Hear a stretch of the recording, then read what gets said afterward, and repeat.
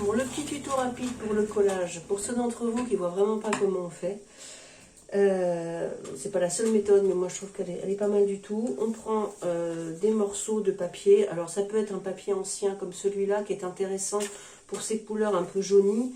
On peut prendre du journal en faisant attention aux gros titres et en faisant attention aux photos qui ne sont pas toujours judicieuses.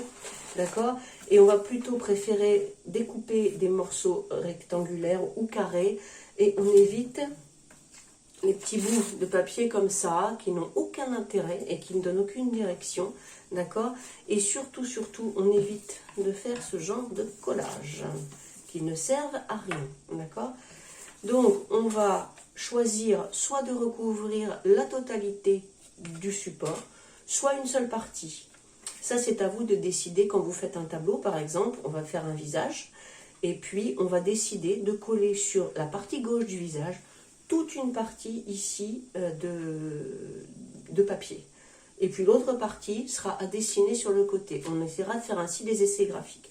Donc, comment on fait? Pas compliqué, de la colle à papier peint ou de la colle vinylique, hein, les colles qu'on utilise à l'école, hein, en gros bidon. Voilà, la manière d'étaler, c'est celle-là. C'est-à-dire que vous allez en mettre strictement partout. Vraiment, vous n'hésitez pas. Vous débordez même. Hein. Et là, vous allez coller de manière verticale ou horizontale. Voilà. Et vous allez surtout aller jusqu'au bout, au bord du support. Parce que, pourquoi, depuis qu'on est tout petit, on nous apprend à coller à l'intérieur, comme s'il ne fallait pas dépasser. Du coup, on a des collages qui ne ressemblent à rien, qui n'ont aucun intérêt graphique. Voilà.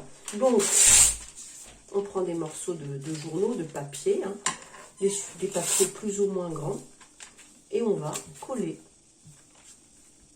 ces morceaux les uns à côté des autres, au-dessus des autres. Alors, vous pouvez faire un petit montage au préalable, faire un petit essai de ce que vous allez coller, et puis ensuite on y va, vous voyez, comme ceci, vous voyez, vertical, horizontal, et on touche les bords, voilà.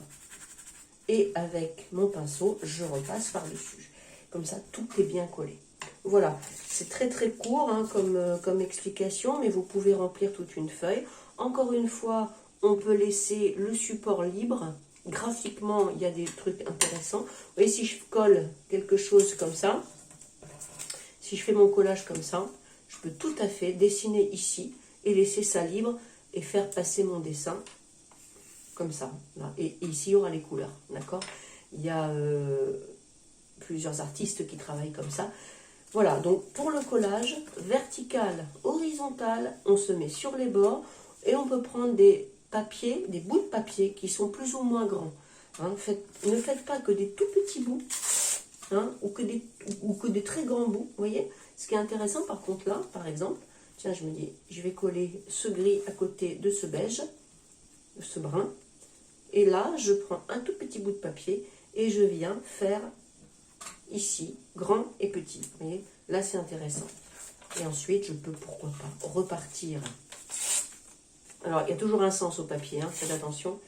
Vous voyez, je peux toujours repartir comme ceci. J'en colle généreusement, d'accord? Et je viens positionner et je repasse par-dessus. Voilà. C'était très rapide, mais ça permet à ceux d'entre vous qui n'avaient aucune idée de la manière dont on colle des papiers sur un support d'avoir une petite idée. Voilà. Et puis on se retrouve tout de suite pour le dessin sur papier collé. À tout de suite.